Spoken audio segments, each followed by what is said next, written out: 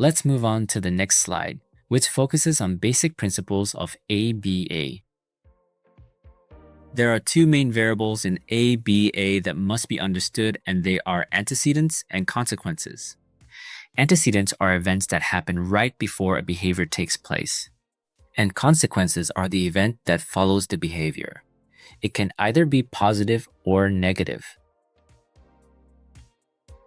In ABA, you will see something called the three-term contingency, which looks like the following: antecedent, behavior, and consequence. Systematic use of antecedents and consequences helps maintain behavior, increase desired behavior, and decrease undesired behavior.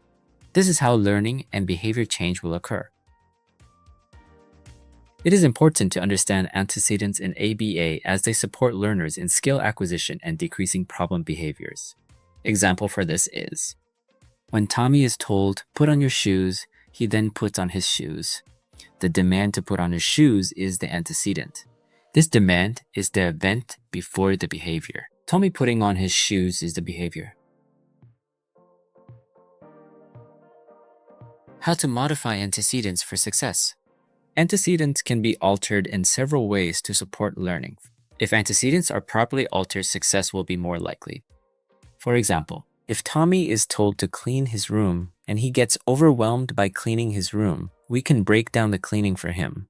Instead of the antecedent being clean your room, it can be pick up 5 toys or clean your room for 2 minutes.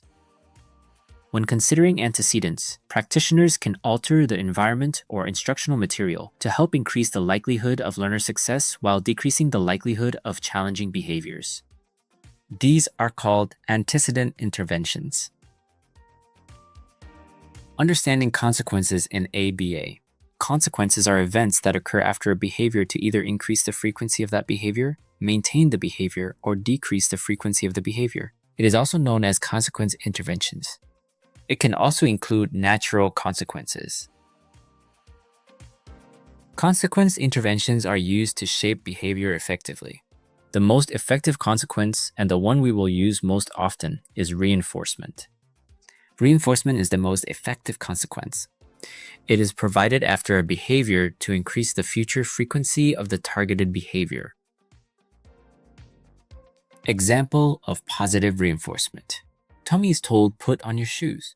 Tommy independently puts on his shoes, and then the practitioner says, "Good job, Tommy," and provides Tommy with a piece of his favorite candy. Tommy receiving social praise and a piece of his favorite candy is the consequence of positive reinforcement. Questions.